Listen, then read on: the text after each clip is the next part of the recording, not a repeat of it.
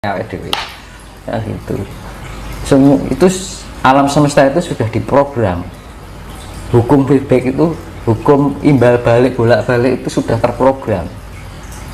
Program alam semesta seperti itu. Hukum cermin, hukum feedback atau imbal balik. Manakala kita memberikan ya istilahnya tabur tuai. Kita yang tabur baik ya kita tuanya baik itu baik. Makanya dia bilang tadi satu.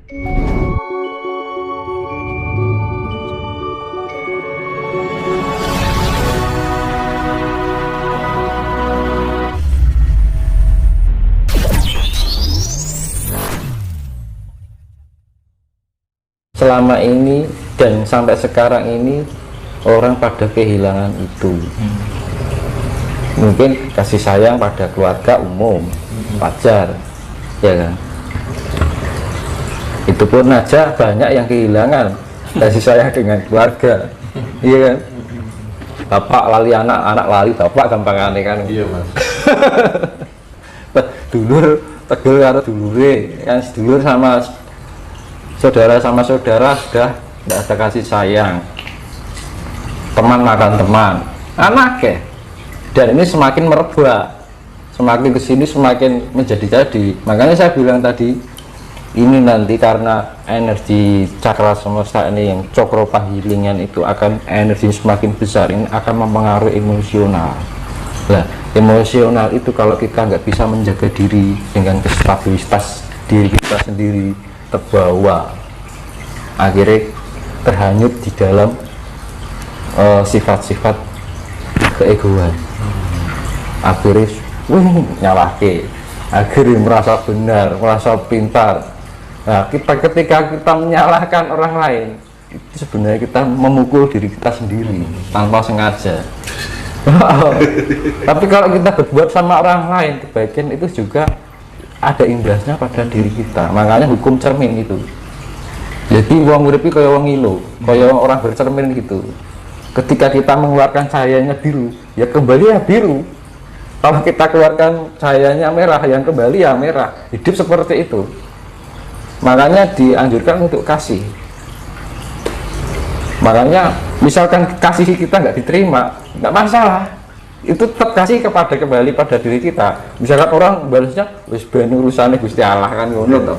Perkara elek ning awake dhewe, kita nggak perlu wah kayak ini ben urusane Gusti Allah. Jadi malah berbahaya loh. Jadi ketika orang ini misal jenengan disakiti orang, terus jenengan menerima, lah yang menyakiti itu bebannya semakin berat. Tapi ketika jenengan disakiti orang, jenengan membalas, ya impas, jenengan tidak dapat apa-apa, ini ya rugi. Gitu ya Pak ya. Gitu. Tapi kalau Kadang nggak bisa ngobat Pak. nah itu loh, namanya ego itu tadi yang harus kita waspadai. Makanya untuk cara satu-satunya iki tak simpen, tak save ning otakku, ning rasaku. Aku aja lali karo sifat welas asih. Aja lali karo sifat welas asih. Itu terus. Setiap mau ngomong, kelingan welas asih. Ketika berprasangka buruk, kelingan sifat asih. Iya kan? Nah, itulah namanya kesadaran itu karena itu.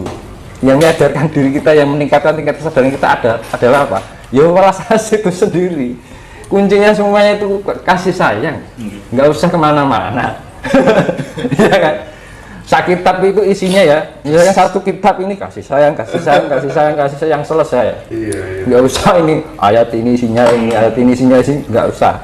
Jadi kasih sayang ayat 2, kasih sayang ayat 3, kasih sayang 1000, ayat 1000 kasih sayang. Udah itu teringat terus.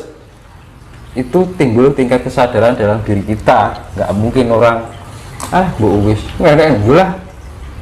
Tuhan itu maha tahu ya. Nilalah itu bejo terus ya.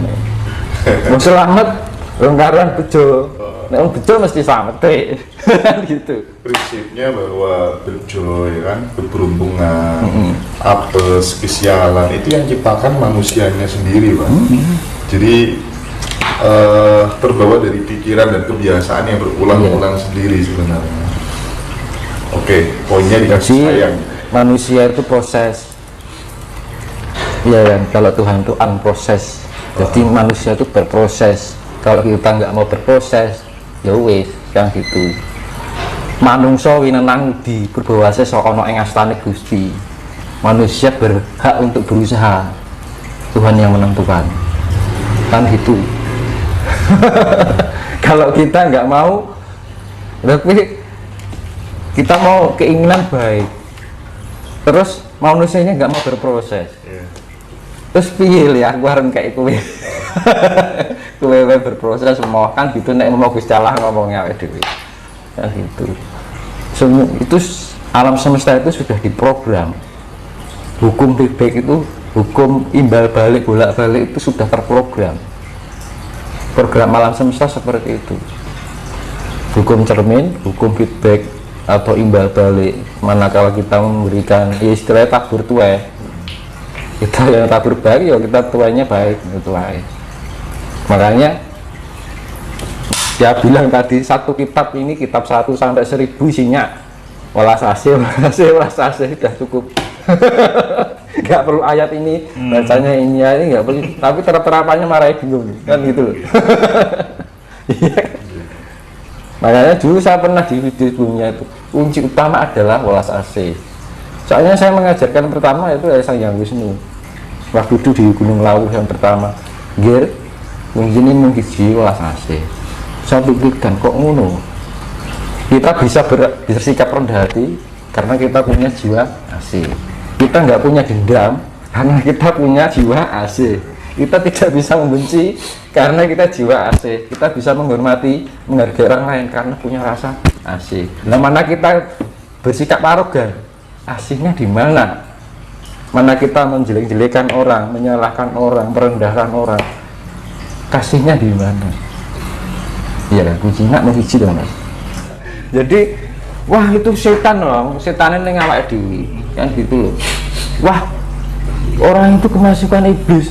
Dewi ngarani wong wis kemasukan iblis san, wis ngawani elek ning wong. Iblis ngarani iblis, kan gitu. Nah, pemahaman kadang salah kaprah. Di sana ada banyak iblis yang masuk roh jahat nih. Padahal iblis yo ning jero anake dhewe. Kan gitu. Nah, Dajjal itu apa? Itu adalah sifat iblis yang mendunia.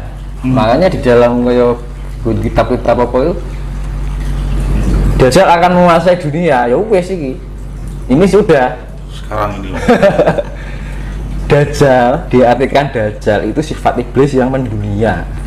Sifat iblis yang mendunia. Makanya apa yang membunuh iblis Nabi Isa masih dengan apa? Dengan kasih sayang. Iya teman. Durga kalau ini loh mas. Yang membunuh apa? Isang gini sama Antasina dengan gada inten kan gitu. Inten kan keras. Logam apapun paling keras intan kan gitu.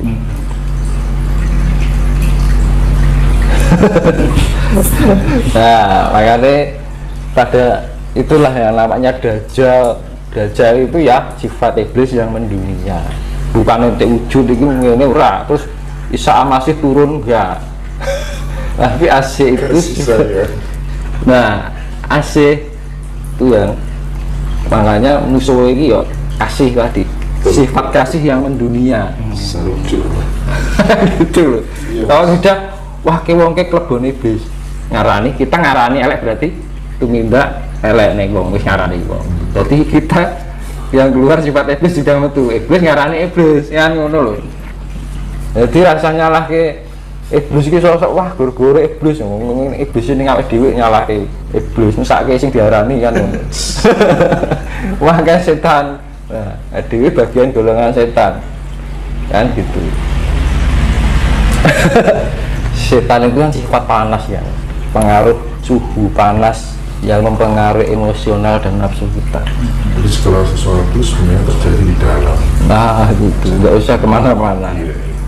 Gitu. Makanya tingkatan kuat dan anti kuat, kalau kita memahami partikel malaikat dan iblis, itu kita sudah bisa benar-benar kesejatian mana yang benar yang sejati, mana yang salah yang sejati.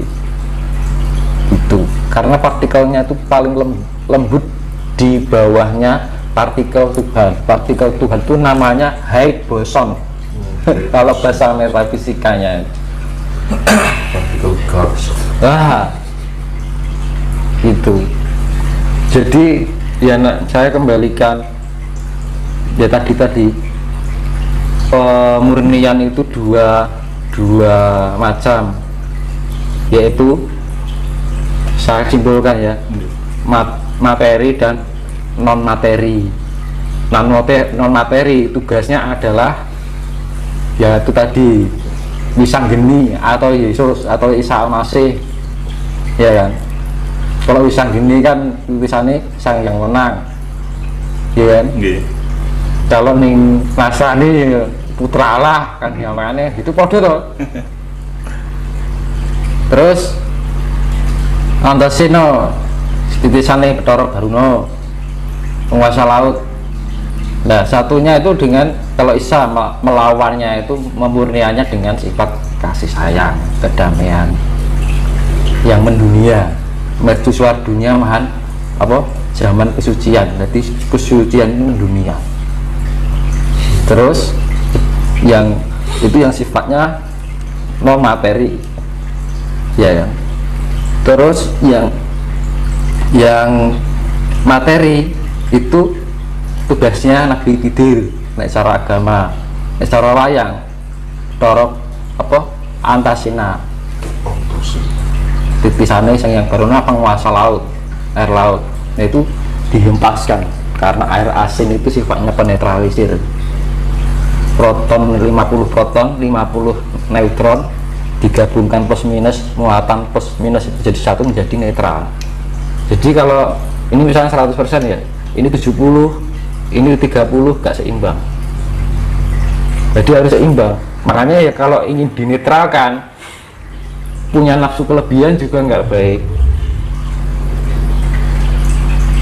Kekurangan nafsu juga harus balance. Ketemuannya adalah kasih. Kan ngono. Ego kelebihan juga larinya ke egoisan. Kalau kekurangan ego adanya cuma diinjak-injak.